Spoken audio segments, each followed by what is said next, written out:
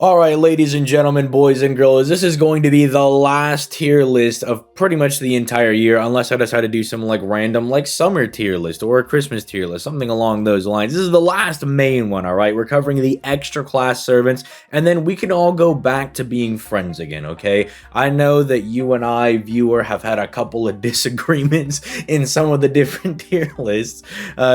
I'm hoping we can smooth things out with these last two because I'm recording these both at the same time because I'm going to be out of town for a couple of days. But we can go back to being friends, I promise. We can be boys again.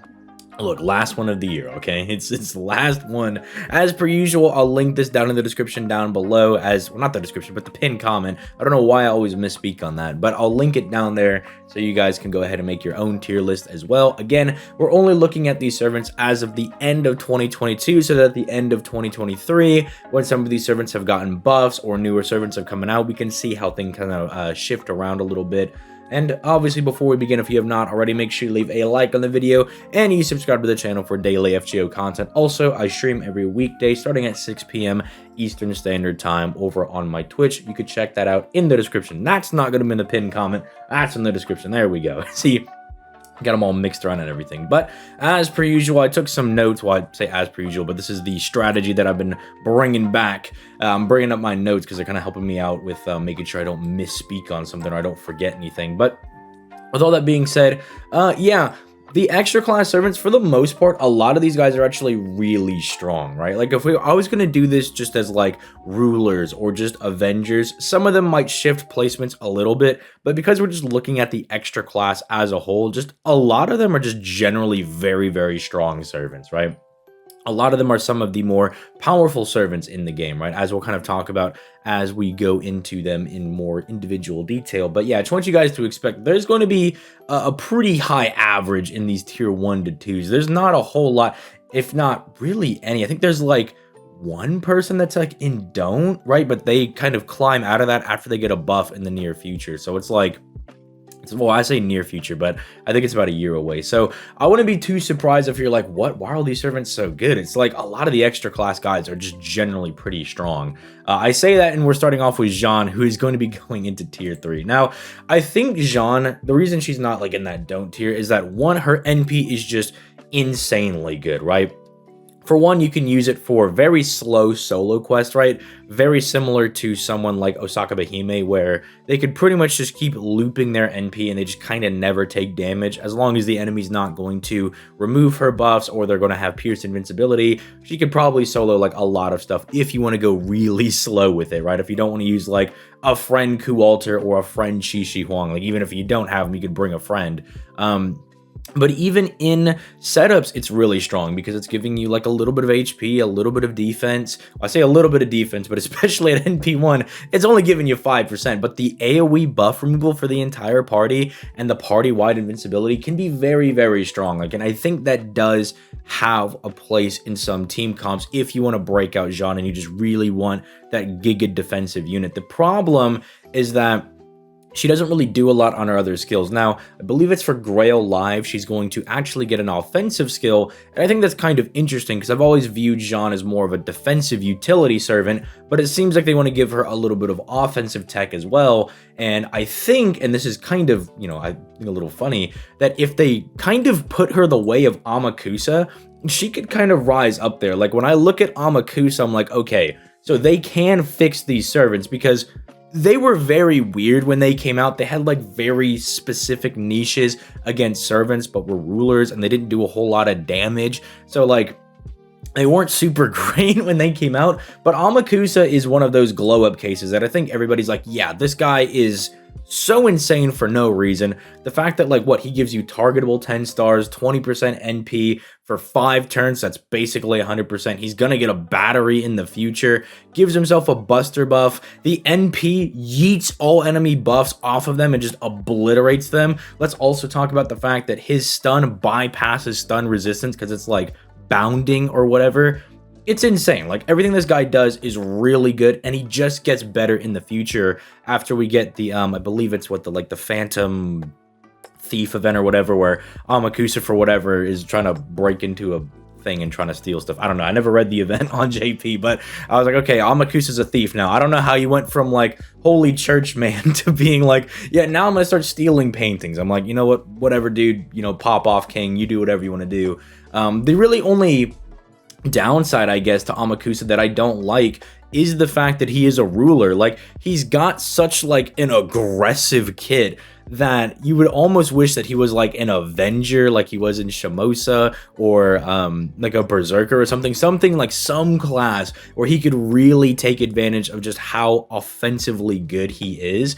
But you know, it does make it really good whenever like you run into a moon cancer. Like, I just start rubbing my hands. I'm like, oh boy, Amakusa's coming out. He's gonna obliterate whoever we're fighting, typically BBs. The other thing that's kind of unfortunate is that as a ruler, like, it's either moon cancers or he's gonna be fighting berserkers. But if you're fighting berserkers, you're losing one of the good parts of being a ruler, and that you're just naturally very tanky, right?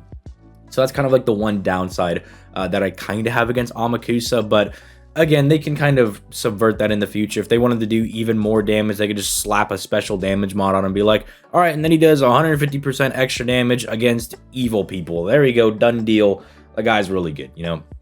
He's still solid right now, and he's going to get even better in the future. Is kind of the review for that guy. Martha, solid tier 2 servant. I know a lot of people would probably expect me to put her lower just because her kit is not super like insane or anything. Like, it's nothing super intense is going on, but Martha's kind of like good enough to get the job done if you don't have any other rulers, and specifically you really need to like beat up BBs or something. She can really do it for you. But not only that, she's got a triple special damage mod that I think can be very useful for some accounts if you don't like have other people to deal with whatever boss fight that is, right? The fact that she's covering so much can make her very good for weaker boxes and such, especially because she does have a 30% battery as well. So like, it's not super hard to get her to her NP like a lot of those older servants that have kind of bad hits.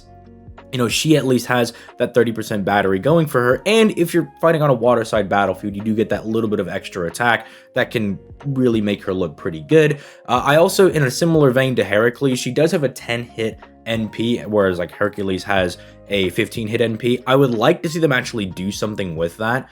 You know, either give her like a mad crit star generation buff so she could just drop like 50 stars and then go ham taro on something like that. Like, I think Martha has a very good skeleton of her kit. Like, if you look at what she's doing already, like fundamentally, it's some pretty good stuff, right? It wouldn't be too hard to like really bring her up to like tier 1.5 or tier 1 with just a couple really good buffs placed here and there. And I didn't mention survivability because as a ruler, she's just naturally very, very tanky. And that's kind of one of the things that I like about some of these rulers is they don't need like big invincibility or like a coup dodge skill to keep themselves really tanky.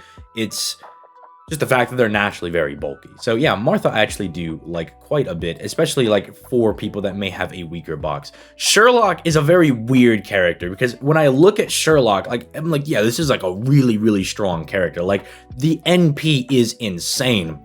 The fact that it gives the entire party, you know, pierce defense, pierce invincibility for 3 turn, bare minimum 50% crit damage, and it's lowering the enemy's defense by 30%. It just reads, go destroy the enemy, which I think is really cool because, you know, Sherlock's kind of in that like leadership position in Chaldea. So he's kind of like, all right, I've given you the tactics, go take him out. But nobody really uses him. And that's because his skills are kind of whack, right? It's really strange. Because it's kind of like he wants to be Super Orion, but he also wants to be a support. Like, he himself wants to do damage if you look at all of his skills, but his MP is so good in other team comms for allowing other servants to destroy like whatever boss you're fighting. So it can be really weird. In the future, they actually are going to give him a 50% battery, which I like and dislike because I feel like Sherlock would get a lot more play if instead of a 50% battery, he just gave like 30% to the entire party. So he was kind of leaning more into that support. But I also understand why they gave him the 50% because the best thing about Sherlock is that NP. Like, that NP is so good. And if you have not used Sherlock and you do have him, I encourage you to at least test him out a couple of times against some bosses. Because when you start getting that NP going, and if you can get like 1 to 2 stacks of that, I know the pierce defense and invincibility don't stack, but the defense and the crit damage do. You start getting that going, your team starts to look really good. And it's very just convenient that you also just bypass pretty much all enemy defense, right? And you're just able to completely obliterate them. So he's really good. He's like the really good servant that nobody uses, right? That's why I can't put him any higher, right? The skills are kind of suspect, and you know, he just doesn't really see a whole lot of play despite how good I actually think he is. Qi Shi Huang, like, I don't know, like, some of these servants, I don't know if I really need to go into, like, that much detail for, but Qi Shi Huang is just, like, one of the best solo servants, if not the best solo servant in the entirety of the game. I mean, for the fact that they just gave him everything. Like, they gave him the ability to just debuff the opponents and kind of like neutralize them in very strong ways. The fact they give him a 50% battery that like makes him invincible, taunts the enemy even. So if you want to use him in team comps, he can be really good. I mean, he's getting just big attack. Like, the guy is just really, really strong, right? Like, everything he's doing is really, really solid. And I don't know if there's any more that I could say about Qi Shi Huang that hasn't already been said, right? The guy's just so solid. Okay, moving on to Ruler Kets. So Ruler Kets I have in tier 3, and this is kind of like a really weird one to place because I don't think Ruler Kets is bad. I just think she's missing something. And like, I've talked about the servant a lot. I've done like quite a few videos where like I mention her, like other tier lists or other videos that I've done, and I talk about her. And I always just feel like she's missing something, right? Because her kit is technically complete. You know, she's got an AoE, Buster NP, drops the crit stars on it because she gets that big crit star buff on there. Gives everybody crit damage, so she's got that going for her. She's got solid buffs here and there. I really think it's just I would like to see her get an easier way to get to her NP because she's really reliant on getting crits on that one arts card that she has. And in my experience, it makes her a little inconsistent because once you can start getting that NP going and you're starting to drop a lot of stars, and if you're lucky enough to get crits on that arts card, it's pretty easy. But if you just like maybe throw a battery her way or give her like a really good NP gain buff, like maybe 50% for 3 turns and like the same style of Dante's, that would be really solid because that would also give a lot of utility to her quick cards, which you want to click anyway because again, she's kind of like a crit star generating servant with, you know, her NP and her, I believe it's her second skill that gives somebody the 30% crit star generation buff. It's like, and that's all like really good. I would just like her to get to her NP easier because that's kind of what turns on the entire kit, because in all of her skills, she doesn't have any crit damage, right? So unless you're firing the NP and unless you're firing it a couple of times, the crits aren't going to start stacking up and getting really, really good. So if they maybe just throw her like a little buff her way, she could easily slide into tier 2 a lot more comfortably, in my opinion. Or if they throw her like a very solid buff, she'll probably end up in like 1.5. It's also one of those ironic cases that I'm like, man, I kind of wish she was like single target. I feel like that'd be really good so she could just like really do damage, but then it kind of ruins her ability to then be a star gen person, right? Which, you know, is kind of the whole point of using her, right? So yeah, I don't know. We'll see what they do with her in the future. I think like a very high tier 3 contender is kind of where I view Santa Cats right now. Now Estrella just is insane. Like, Estrella is just so good, bro.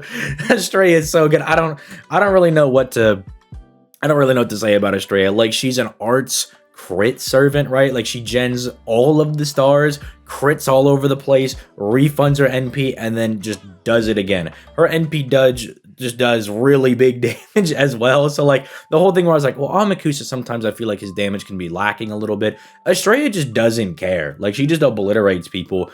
And she's even got stuff where it's like, oh, well, she's got a 1-turn arts buff, which usually I wouldn't like that. But I'm like, dog, like, look at some of her other skills. They're just so nutty. Like, the first skill, I think, is like one of the craziest things in the game. It's just like, there you go, 20% attack, defense, and NP gain on an art servant. Here you go. On a ruler as well, by the way, giving more defense to like the bulkiest class, then giving her a little bit of a kick for her damage, and then also saying, you're an art servant. What if you looped a little bit easier, man? What if you just had an easier time firing that NP like 500 billion times? So it's like, come on, bro. Like, Estrella is super good.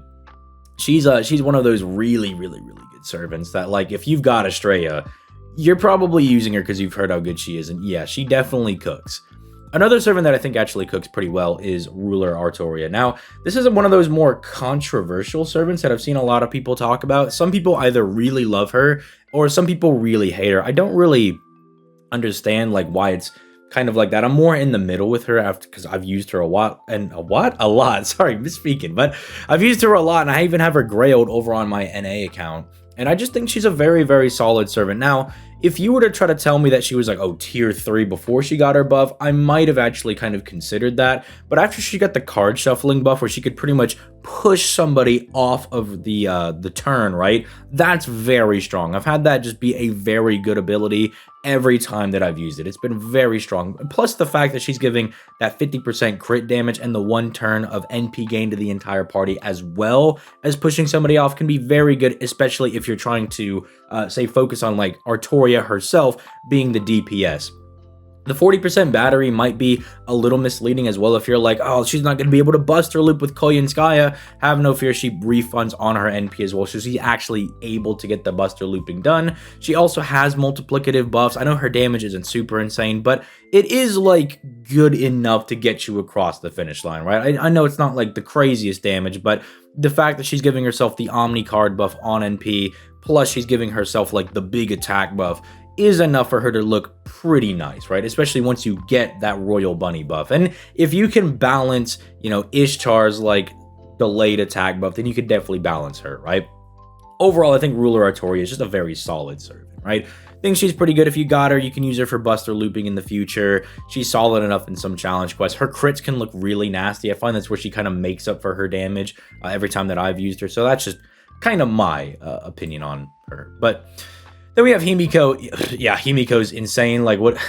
I don't know what you want me to say about Himiko. She's like just super aggressive stall lady. So like you can simultaneously just be stalling out here and just never dying, while also just like obliterating the enemy with the biggest buster crits you've ever seen. Well, maybe aside from Super Orion, but yeah, she's pretty insane, right? And she's going to be really insane going forward as we start getting more and more difficult quests and people start to use those like Castoria, Merlin, Morgan setups, right? Himiko will still have a place in some of them. Now, I personally, because, you know, I'm a huge Morgan simp, I have a soft spot for the Castoria, Morgan, and Merlin setups, but if I had Himiko, I might be using her more often because getting to drop kick people for a bajillion crit is just very, very satisfying. I mean, what am I going to say about Himiko? I mean, similar to Chi Wang, what am I going to say that hasn't already been said about how good this servant actually is? So yeah, moving on to Dante's. So Dante's I originally had in tier 2, I believe, but then I kind of thought about it a little more, and I was like, Dante's is actually pretty solid, even if you want to use him in more difficult content, because I was thinking about him really just in the prospect of him being the looping man. And I was like, well, if you don't have Scotty, he's not super great. But then I thought about it a little more and especially looked at some of the other people that were going to be in tier 2. And I was like, well, Dante's 1 as an Avenger does a lot of damage. 2 has an insane NP gain buff, so he's very self-sufficient by himself, like being able to loop all over the place. He's got Pierce Invincibility, he can debuff cleanse himself, and he can remove the enemy's battery, right? He's got a lot of really good, like, defensive options that are, like, they're not, like, insane defense where it's like, oh, I've got, like, 3 invincibilities all stacked up, but it's still pretty solid, right? He's able to kind of keep himself and the team in a way alive if you think about him removing the enemy's charge and such. And especially considering that Scotty, you know, as a servant is pretty notorious for not really protecting her allies. She's really not got that 1 dodge on the NP, but that's because the whole point of Scotty is just to absolutely obliterate the enemy in 3 turns, and if you don't beat him in 3 turns, you were probably going to get clapped anyway. But I think Dante's with a lot of those, like mainly the NP gain and the ability to like pierce invincibility drain, I think is all really good because it makes him like one of the premier farming servants if you've got Scotty. And even if you don't, you can still bring him to quests. He'll do a lot of damage and he's got like tools to help him kind of interact and beat the enemy. And in a similar vein, I kind of view Jalter as like the single target version of Dante's. She still has the highest attack in the game, so she still just does absolute mad damage. I mean, her kit is very, very well-rounded. They've given her pretty much a little bit of everything. Her crit skill is so good that BB's stolen it twice, right? It's so good. It gives her like really good star weight, gives her very solid 50% crit damage. That goes a long way on a servant that has the highest attack in the game. She's able to give herself pretty decent attack. If you got dragon allies, she's able to just double buff them as well, so they just doubly benefit from that. Very good survivability and an invincibility for a turn. The Buster buff lets her just go absolute hamtaro, especially if you're doing a Buster Brave Chain that turn. And her NP with the buff block is insane, right? If you've done the Chi Shi Huang fight, it's like you've either done it with Jolter or without Jolter, right? It's two completely different fights. I've heard a lot of people talk about how it's like one of their harder fights and they really struggled with it, or you were like me and you barely even remember doing it because Jolter just told Chi Shi Huang, you're not allowed to buff yourself. So the guy was an absolute just piece of cake because he didn't have any buffs, right? Jolter's really insane, being able to deny the enemy their buffs. It's one of the better abilities in the game, in my opinion. So I think she really does hold up. I think, like, she is pretty much just a very big beat stick, but she's got enough just kind of going on with her kit being very well-rounded that she's still, for a reason aside from waifu material, is still worth summoning for, right? Again, that highest attack in the game is really going a long way, especially with the Avenger class modifier. If you guys don't know, Avengers hit really hard because of their modifier, right? Like, they just do so much damage because of how good their modifier is, right? They're like the opposite of Assassins. Assassins are completely held back. Every Avenger is just going to be, like, relatively decent because they just do a lot of damage because of their class. Unless your name is Angraminyu, where you just absolutely suck, just complete willy. Just don't use them, okay? In the same vein of, like, what's there to say about Chi Shi Huang and these guys? Like, what's there to say about Angraminyu? Like, the dude does nothing. He's got a big quick buff.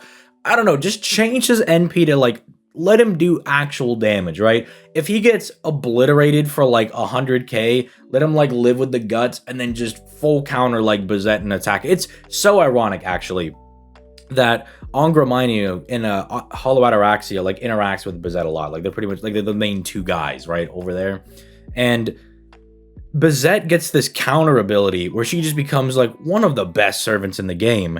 And then Angraminyu, who's like the original counter guy, just sucks. And like, I was coping so hard when Bazette came out. I was like, they're finally gonna fix Angraminyu. They figured out how to do counters. Nope, they just didn't touch him at all. They just let him continue to be absolute rubbish. And I'm like, bro, come on. What are we doing over here, man? Fix Angraminyu, bro. You know, he's tier 0 as in, he's tier 0 in that, like, don't level him, bro. 0 as in his value is nothing. Terrible, bro. Absolute PP servant. All right, let's move on to Gorgon. Gorgon, I think she could creep into tier 2. I was considering to put her into tier 3, but I was like, I think Gorgon's got enough going on with like the very strong attack buff, the fact that her survivability is rather solid between the guts and the petrify, again, gets around stun debuff, so it's kind of like a better stun, and the fact that she has a little bit of party utility, and the fact that she gives everybody 15% NP every time she NPs, I think Gorgon's got enough that, like, she's worth considering if you've got her, right? Like, if you're going into, like, an AoE boss and it's a bunch of mixed class people, you can bring Gorgon and you could probably see some success. Maybe you could argue that, like, if Ketz is down here in tier 3, Gorgon should be down in tier 3. I think I'm kind of fine either way. Like, if you want to bump them up both to the end of tier 2 or both to the bottom or like the top end of tier 3, I think both are kind of fine in my opinion, right? Like, because I don't think Gorgon's like bad, but I don't think she's like super good, right? You know what I'm saying? She's in a very, very weird spot, but I think tier 2 is kind of a very solid spot. I think one of the things that she does have over Ketz is the Avenger class modifier greatly helps her out in making sure that she actually does some semblance of damage, right? Now, a servant that's really not being helped out too much by their Avenger class modifier is the dog. Like Lobo is a servant that I really want to be good, and he will get good in the future. At about a year and some change, he'll be getting a buff to his second skill, I believe, that lets him just do monstrous amounts of damage. He gets to do like insane damage with like the man special damage mod. He gets really, really good. But right now, he's not really doing anything. He's not so bad that I don't think he's like worth using at all. Like, if you have no other quick DPS servant, you can make use of Lobo. You can at least get some mileage out of him, but until he gets that buff, he's really not going to be super great. I mean, he just doesn't do a whole lot, right? There's not much to say because there's not much that he's doing, but at least when he gets his buff, he becomes pretty good when it comes to damage. Salieri, okay. So Salieri, I don't really think there's much use in using him right now, but he does get a buff, I think, sooner than later, which is a lot of these servants, right? A lot of them you'll see like they're down here, and it's like, don't worry, they get a buff in the future where they get a lot better. It's like Salieri right now is kind of a bit underwhelming with a lot of his skills, right? They're all like kind of hit based or whatever, and it seems like he's a bit underwhelming.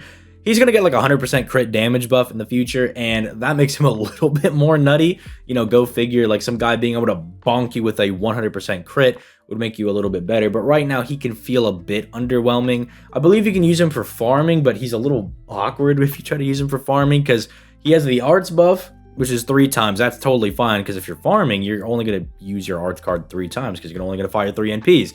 But then he's got a defense down, and I'm like, well, you only get to use that on the last wave of enemies, so that might be a little bit awkward if the first 2 waves are a little bulkier than normal. But yeah, I don't think Salieri is like Dookie dog water, but I don't think he's like particularly great right now, especially considering some of the other Avengers we have, you know, cough cough, Space Ishtar over here, who's just really insane. It's kind of like you've kind of got better options to go for. But then again, I guess the fact that Space Ishtar doesn't completely kick him down into Dome is maybe a testament to Salieri. I don't know. Maybe that's some copium for Salieri. I don't really know, but anyway, moving on to Mao Nobu. Mao Nobu I actually think is really solid. Like, I don't think she's... is this like a hot nuclear take that I think these two are like not actually that bad? Like, Mao Nobu I think is still doing like really good things. Like, the fact that her first skill starts at 30% is really strong and then continues to ramp up and get stronger and stronger. The fact that she's got an invincibility that also comes with buff removal resistance, so it's like not only is she going to protect herself for that turn, but they can't even remove it, and it protects her other buffs because let's say you pop the invincibility when you know that you're going to break an enemy bar and they're going to fire an NP and then they're also going to try to remove your buffs or whatever. It's like it could just be very good timing because then she just blanket protects all of her skills, you know?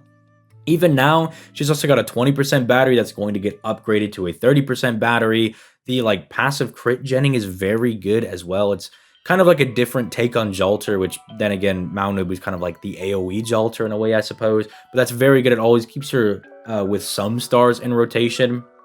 The NP being just heavily anti-divine is very good because we're always going to get divine opponents. They're always going to put out servants with divinity. So not only does she just smack them for a lot of damage, but she removes all of their buffs as well pre-NP. So she's kind of doing the Amakusa thing, but really just going after divine people, right?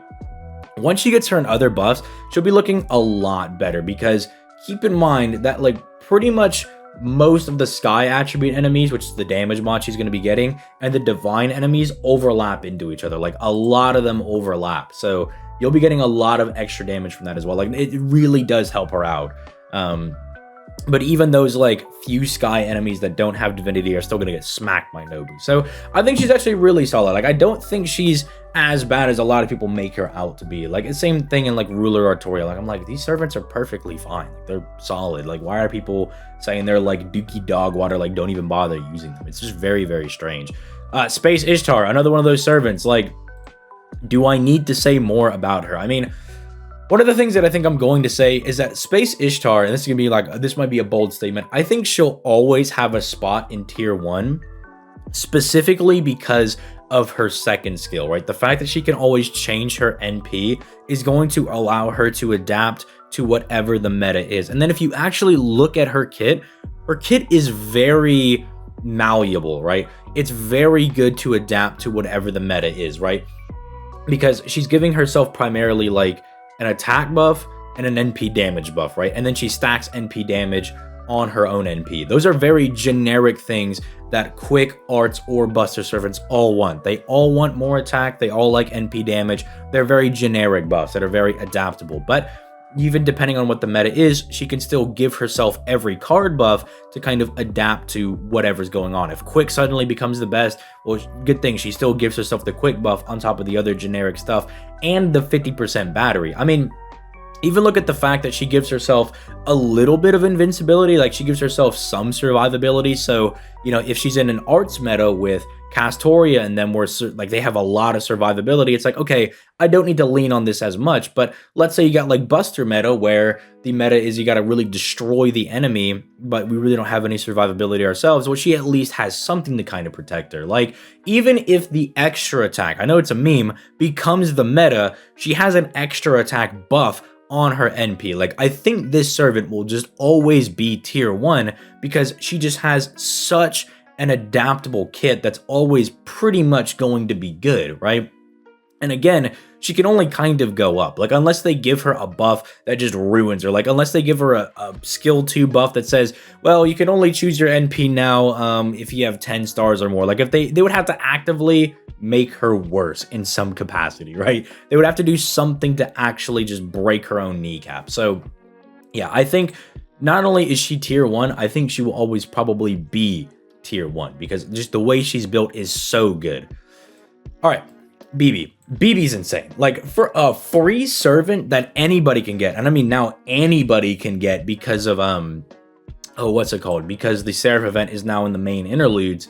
This chick is absolutely insane. First of all, like I mentioned earlier, she's got the Jolter crit skill, right? So she's got a very good crit potential. She was looping her NP before Castoria even came out because she just gives more NP on her NP. It's like, hey, I heard you like spamming your NP, so I put some NP on your NP so you could NP some more NPs. Like, it's a fever dream, right? It's insane. She like removes enemies' dodges and invincibilities and then stuns them, like punishes them for trying to protect themselves. So she's like, not only am I going to remove your protection and smack you with some pretty good damage, I'm also just going to stun you, you know, just because you tried to run away from BB-chan, right? Like, it's so funny.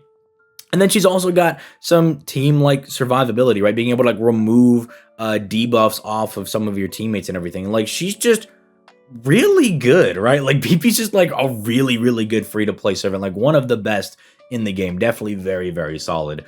BB Summer, on the other hand, okay. She's going in 1.5, and that's just because we're missing her buff right now. Once we get her buff, she just becomes insane.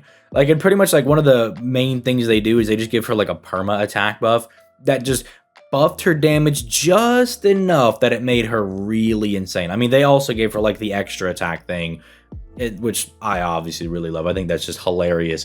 But even now, before she gets that buff that I think cranks her into tier 1, she's still got a lot going for her, right? The fact that she's got like an insane NP damage buff, like 50%, that's going to scale pretty well with a sussy ferryman that comes out in like 5 months. There's a particular guy who really loves big NP damage buff, so he's going to love that 50% battery. There's a sussy fox that's going to be coming out in like 5 months that really likes it when your Buster AoE servants have a 50% battery.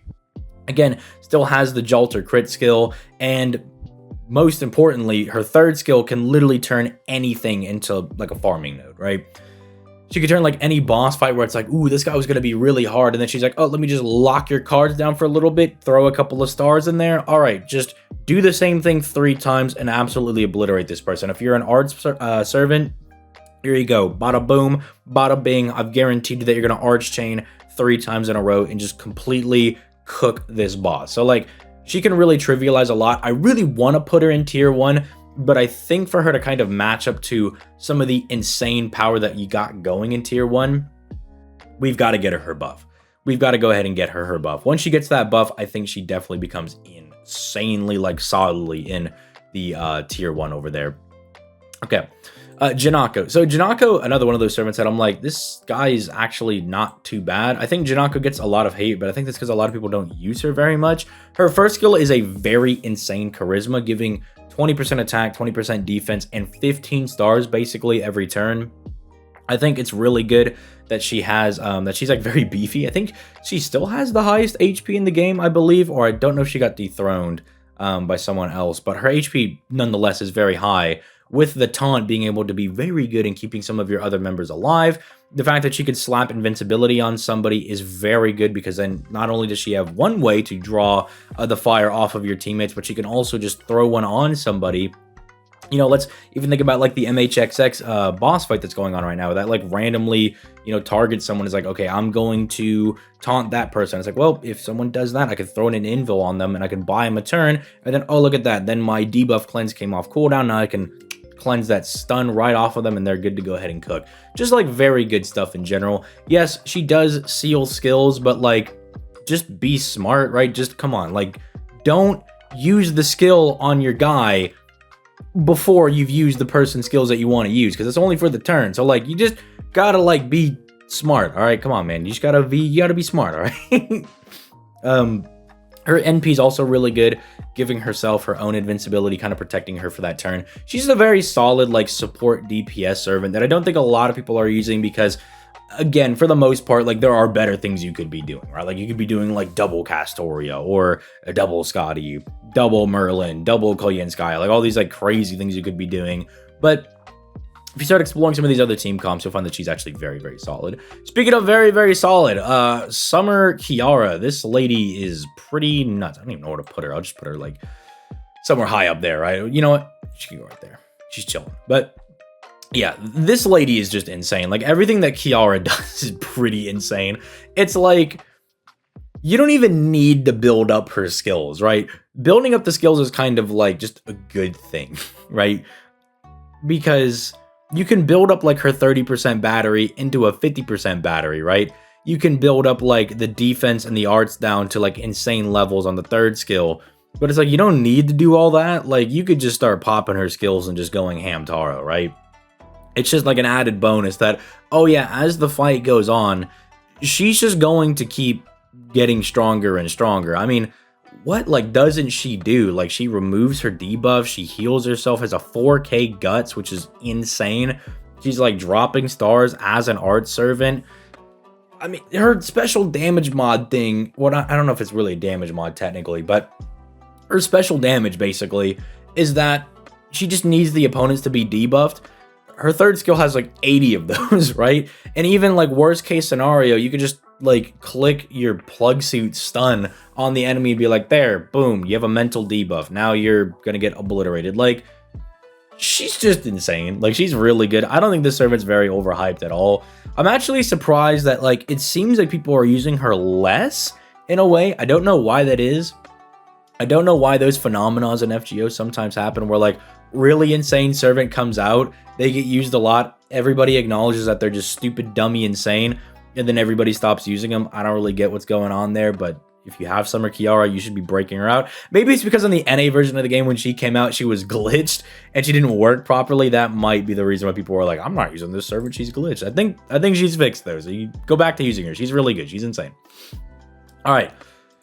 Moving on to the alter egos. Meltlilith is insane. She's going to be getting a buff in the future, but she doesn't even need it. I don't know why they continue to give her more buffs. Like, it's really crazy because everything she's doing is nutty. Like, she's giving herself 2 hits of evasion, which is good survivability. She is giving herself very good NP damage while also neutering the enemy's NP damage. So that's not only beefing up her damage, but allowing her to almost face tank an NP if you like you have any other buffs going on. Like if you've got like mash defense plus her NP damage down, as long as the enemy's not like Bodamine or something, you could probably live. You could probably tank the NP, which is just really funny in itself. She was looping before Scotty came out because she just drops all the stars ever, just crits all over the place. But then for some reason, they were like, yeah, Melt doing all this is just not good enough. What if every time Melt attacked, she just dropped like crit buffs and then just ramped up insane quick, or not quick damage, but crit damage, while also getting like a solid attack buff on that skill as well. And if that's not enough, she also stacks quick damage on her overcharge for her NP. So she's just getting stronger and looping easier as the fight goes on. Oh, and yeah, speaking of the NP, she also removes all the buffs off of an enemy whenever she kicks them. So it's like, yeah, you could just use the NP to kick them, remove their invincibility. Sad it doesn't proc first, but you can do that. And then it doesn't matter because then you'll do like a crit that hits for like 150k. So they just die anyway. It's just stupid insane. Like Melt is so good, bro. All right, passionlip.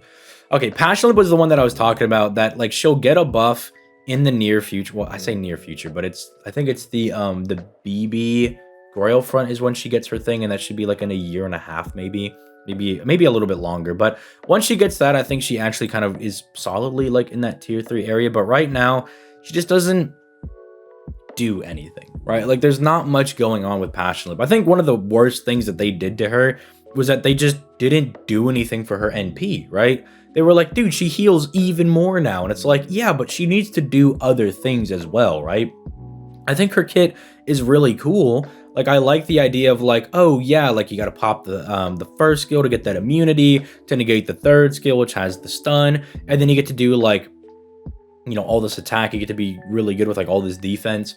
But I don't know. It almost seems counterintuitive to me in a way, because she wants to be at low HP for her second skill, but she's really good at being very tanky. It's kind of like, imagine if Hijikata as like a berserker with like guts and everything, who like really wants to just be hanging out at 1 HP, did more damage if he was at full HP. You're like, dude, you're a berserker. You're never going to be at full HP. Well, she's the opposite. Like, she wants to be at low, but she's got like these heals and like all this defense and this damage cut and like all this good stuff to keep her alive.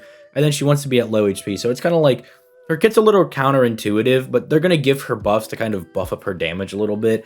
And then I think she becomes totally fine. So if you're a passionlip enjoyer, just give it a little bit. She'll get a buff and then she'll become like a lot more usable, right? Speaking of someone who's not just usable, normal Kiara.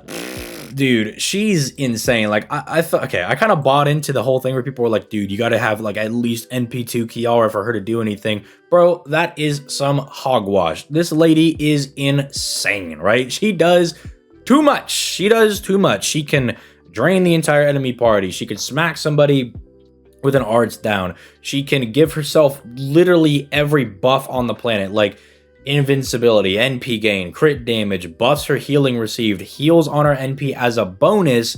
Unlike, okay, I don't want to poke fun at passionlip, but as a bonus, as just a nice thing that she's able to do on top of piercing, invincibility, and defense. I mean, she just does everything. She's also, for whatever reason, super effective against rulers as well. Like, she just does too much, right? As someone that has experienced both, you know, an NP1 Kiara on my NA and an NP3 Kiara on my JP, the NP3 is really nice, but I still use the NP1 Kiara when I go to boss fights, right? Like, I still use her to absolutely cook people up. And by the way, did you know Kiara can loop? Yeah, I didn't until I was just like, oh, it'll be a funny meme. Let me see if Kiara can loop. And I was like, wait a minute.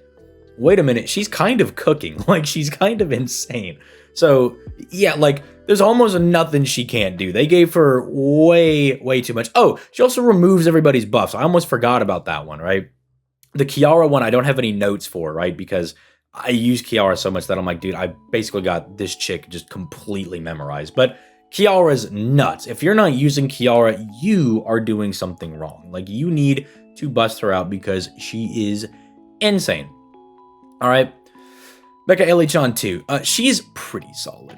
Like, free to play, big punch kick lady. Like, she can kind of get your job done, right?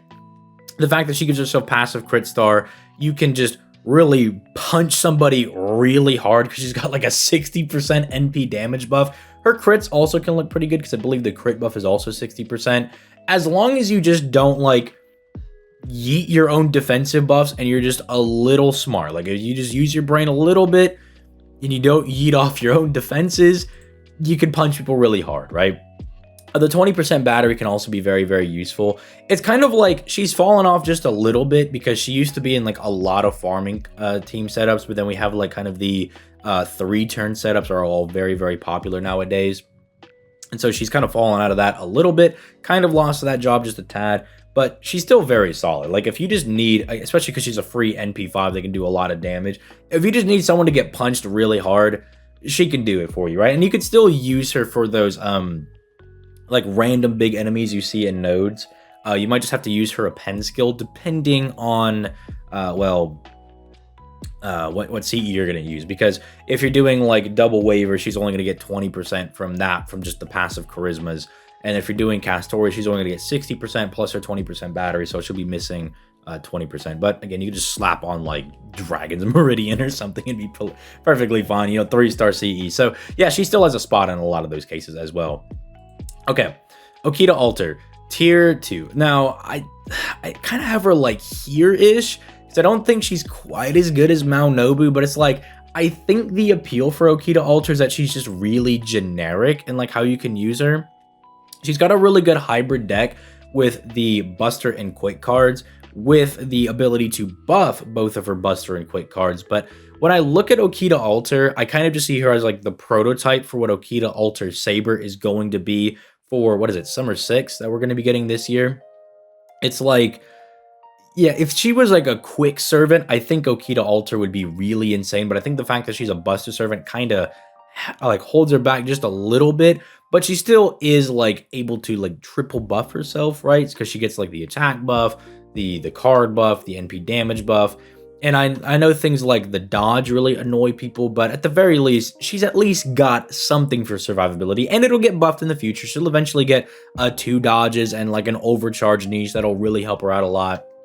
But it's like, even now, at least she does have some survivability. Plus, the battery is also very nice. It's like, I can't throw her in like tier 3, just call her like garbage or anything, because she's not like that bad. It's just kind of sad because Okita Alter is really, really like cool in the event, and you kind of just wish she'd be a little stronger. It also makes you feel bad because Okita Alter Saber is so good that it's almost like, bro, what happened with this servant? But it looks like they're doing the redemption arc, right? Like they keep giving her buffs over on JP, and she keeps getting better and better. So eventually she'll start cooking for real, all right? Okay, Sitonai. Okay, this is another one that's just like, no, she's like a solid servant. Like Sitonai is not terrible.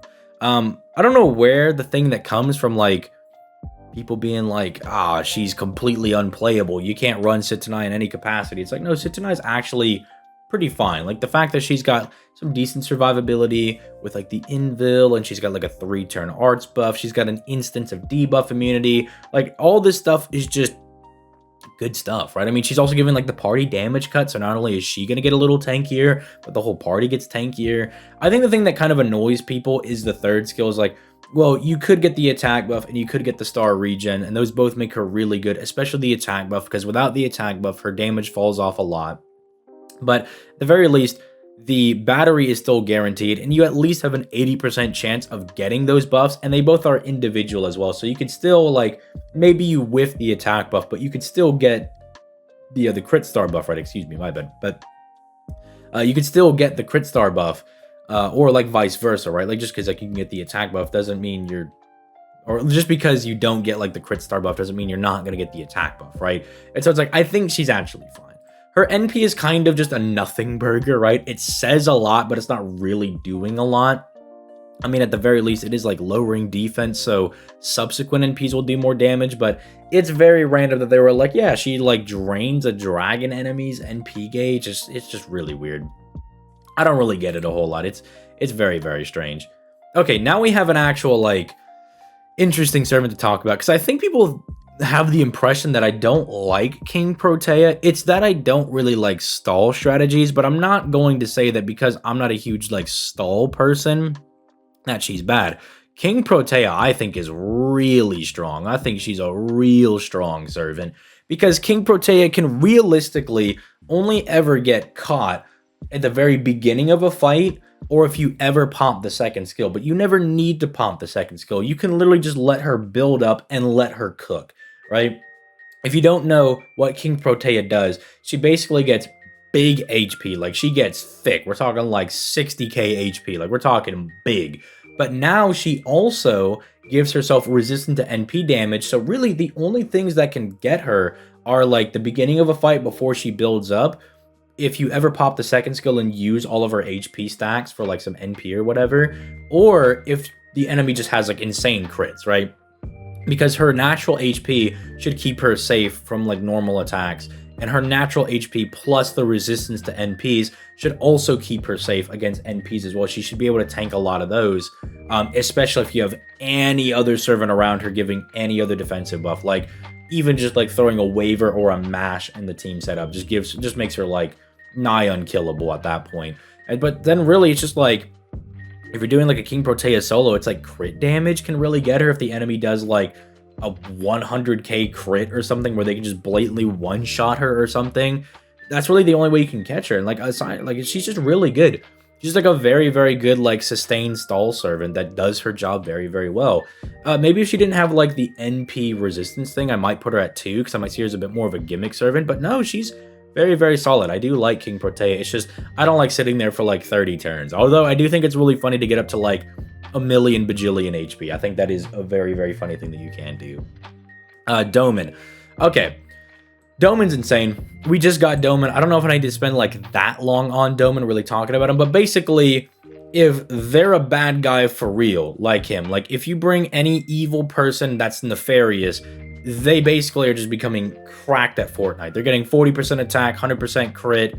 Insane. Doman's also getting that, but he's just giving himself 80% battery, double guts, has like literally Shuten's NP as a first skill, and like better. Like the guy is just insane. He hits people with like every debuff in the game. I don't know what you want me to say about Doman. Like, I think my only critique that I had about him when I was kind of talking about it is I'm like, he's an alter ego, so if it's like a Saber plus a Rider node, he could struggle a little bit, but if it's like, oh, it's a Rider boss and there's Saber goons, I'm not gonna lie, Doman's probably just gonna kick them in the face for like a bajillion crit. Like, he's probably just gonna kick them and probably destroy them anyway. Like, I don't really think he's going to be stopped, right? So, Doman is insane. Abigail. Okay, so now we're moving down to the foreigners, right? Okay, I think Abigail's actually solid. I think she's like a very solid. I think she's how would I like describe her? I think I would describe her as like a very like beginner friendly servant, because she's not only like really good in that like she just gives you all the generic buffs, but she also gives like nice buffs to the party, right? Like she's giving like NP damage, like she's giving, you know, the battery, she can like suck enemy NP, she has like stun that she's able to do, right? The NP is able to yeet buffs, so like it's just very like good stuff, right? I think the only thing that kind of holds Abigail back, and something that people will kind of find out, is that like her arts cards are really weird, right? They're like not super great. And I think that's going to be one of the things that like as a new player, Abigail almost kind of teaches you about like, or introduces you to the idea that like different cards have different hits, because like her kit seems like really good, like refunding NP and everything, and like yeeting buffs and doing decent damage. Like all that stuff is all really nice. Being able to stun people, all that's really good. But you like sometimes you find like, oh, well, like her arts cards, like I'm doing an arch chain, but I'm not really genning a lot of NP. What's up with that? You look into it and then you find out that she's got like 0.2% NP gain or something, right? Like her NP gain is not super great. So you find that out and you're like, oh, okay. I'm kind of like learning how the game is kind of going. Like she's a very good like tutorial servant. I don't know. Like you just kind of be like, oh yeah, just use Abigail. Like she'll do pretty good. Like she's pretty hard for her to like let you down, but like she's good, but doesn't do anything super exceptional, so she can't really like go up anywhere else. Like she can't really go up any higher. Hokusai. All right. Hokusai is one of those servants that has like definitely gotten better the more and more that I've used her. Now, I've had Hokusai for a long time and I've been using her, and it's kind of been like this cyclical thing with me where like when I had her initially, I thought she was like insane. And then I used her a little bit more and I didn't like her as much. But now I'm using her even more and now I like her even more again. So like it's just been this like ongoing cycle where it's like, oh, she's like the most insane servant. Ash, I don't know if I like her that much. Okay, she's actually pretty good. And it's always with... It's just... most insane servant.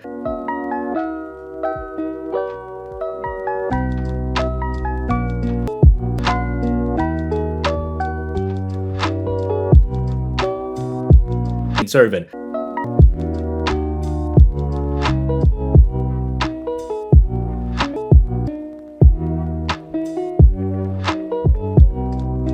And like, nah, dude, just press the NP first. Let that be the first like stack of art stuff that you're going to be getting. And then just let the other arts cards just start cooking, right? Just go ahead and click that, bro. Just do it that way. Who cares that the first NP is not going to do a lot of damage? I don't care. And I've been caring less and less the more that I've used her. So I don't know if that really speaks like super well for Hokusai. I don't know if that's a good review for her, but I don't know. I started off really liking her and then I've come full circle back around. So there you go. 1.5. She's up there.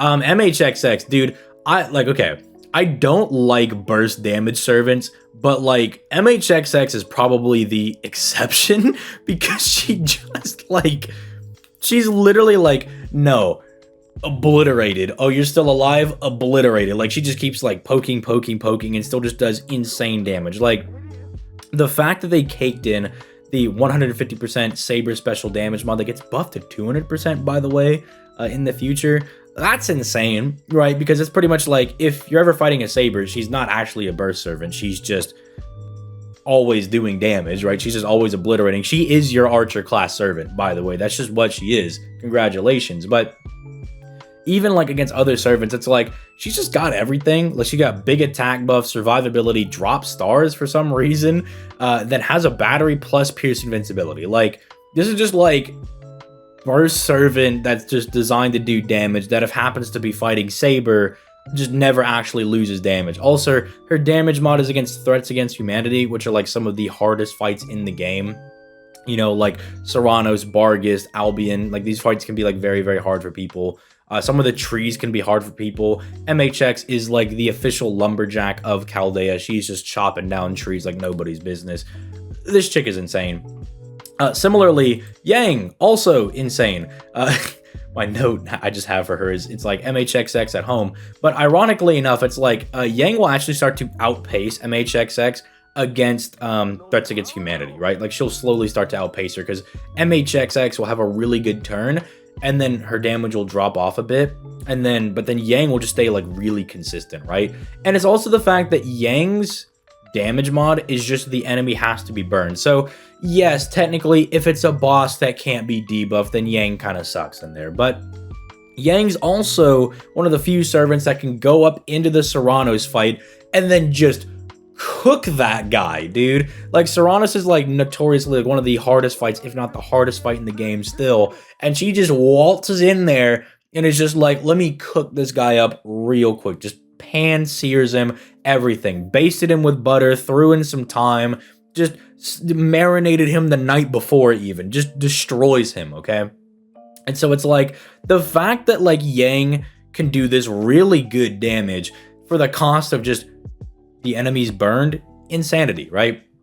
And she's got like 2 different ways to burn people with her own kit. You can use command codes. Dude, slap a command code on your Castoria that lets them burn if you're going to be using Yang, right? Like just easy peasy lemon squeezy. They also, they gave us the Yang CE. Like Yang's buff, aside from her first skill, right, was that they gave us a CE that gives you even more special damage against burned enemies. Like they just went out of their way to be like, oh yeah, here's a little subtle buff for Yang. We went ahead and gave her her own CE, and it's like, dog, she doesn't need this. She's already good enough. Stop. She's too good already. Stop, bro. Cease. She's too good. So yeah, Yang, very, very strong. Had her on JP, and she never really let me down. I don't have her on Global, and I always think that I do, and I'm really sad that I don't, because Serranos is going to be a little bit of a sussy boy to fight without Yang, so we'll see how that goes. All right, Voyager. Voyager is like other Dantes. I mean, you could kind of view them however you want. They kind of are doing different things. Dantes is more like DPS guy. Voyager is more like team support type guy. Dantes is doing more damage and is like raw looping with the NP gain skill. Voyager is using a 50% battery, right? They're kind of like the same dude. It's like Dantes, you could probably say maybe edges out Voyager because he's an Avenger, so he just naturally does a ton of damage. But like, if Voyager was an Avenger, he'd probably be better than Dantes because they need to have every edge over him, including the damage. But he's not an Avenger, so he doesn't have it quite yet. He should be getting a buff relatively soon, if I remember correctly. I think it's for the Chaldea Boys thing because he's on Raid Up, but I'm not sure. I'm not 100% on that one. I think that's when he gets the quick card buff that gives him like a 50% quick buff. So that's pretty insane. That definitely helps him out a lot in terms of looping and damage. But even now, he's still really good. Abigail Summer, another very controversial take. Just don't use her for farming, ? Like, I can't really see when people are like, dude, Abigail Summer, not a good servant. Like, worst servant in the game. I was like, dog, there are much worse servants in the game. I know a lot of people are very mad. It's like, oh, well, she has a lot of like defense and buster down, so she's only good against one node. It's like, yeah, then maybe just use her as like a boss killing servant, right? Like I don't take points away from Ivan because he's not a buster looping servant, right? It's like, no, he's just like an AoE boss killer, right? Same thing for someone like Abigail. Very, very strong if you're using her against a boss, I don't know why I said boss with an F, but a boss, right? She's just fighting that one node for like a while, which is most bosses, right? Most of them are just one node of guys. Not a lot of boss fights are like really swapping around because she's hitting them with a lot of defense downs, buster downs. The 50% battery is very, very nice. The sleep status is very interesting if you kind of know how to manage it just a little bit. Like, let's say you're going to go ahead and fire your NP and then you're going to target one of the guys that you don't really care if they wake up, like they're one of the goons or they're like the side boss. You can hit them and then effectively you've still stunned the other two members of the party. Again, one of those servants that if you're just a little, like you're just not like mindlessly clicking buttons, right, you can get some value out of, and she definitely is rather solid. I know she's disappointing for a lot of people, but I don't think she's like this unusable gutter garbage trash. Like if you think she's that low, then I'm like, dude, bring her to like some boss fights, and she does do pretty well. Like she can be very, very solid. Yeah, I don't really need to talk about Van Gogh. We kind of just got her, and she's like, what if everybody was Scotty? That's kind of my take for Van Gogh. There's my take for Van Gogh. And then Mash. Mash is just like very, very solid standard .jpeg good servant, right? I'm kind of including both Mashes in there because technically they're all in one unit for Mash. Like if you have Mash, you have part 1 and part 2 Mash. So that also adds a lot of value to her. Technically, I guess, is that it's 2 units in one. One of them is more of a defensive, battery-given, attack-boosting kind of girl. And the other one is a double taunter that is very useful for keeping your other servants alive, who also looks like they're going to become a slight DPS, maybe, with the way that her buffs are kind of going. I don't really know what's up with shield or DPS Mash that we're getting. I would have rather it been like part 1 Mash is kind of like balanced defensive one, part 2 is like really good taunting lady, and then maybe a part 3 Mash could have been like offensive gungliest bungliest servant, but I guess not. I don't really know what we're getting with that one. But yeah, anyway, that is the extra class list. I know it looks very top heavy, but as I said towards the very beginning of this video, the extra class, like as a whole, just including all of them, have some of the strongest servants in the game, right? And what do you want me to do? You want me to bump down like Yang to 1 point? Like, no, these people aren't getting bumped down. The only two that like you can maybe convince me to bump down is like,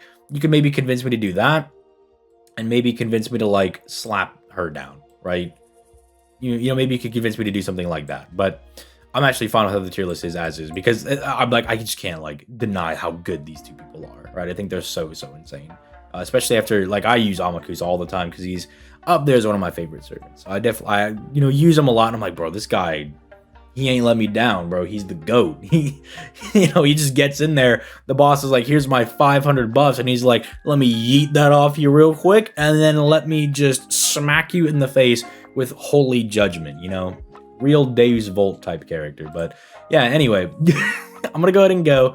As per usual, this will be in the comments in the pinned area. And this is the last tier list for a while. So again, commenters, viewers, we can be friends again. We don't have to be enemies. We could put down the pitchforks. The war can end between content creator and the viewer, okay? But with all that being said, I'll catch you guys in the next video. Peace, late guys.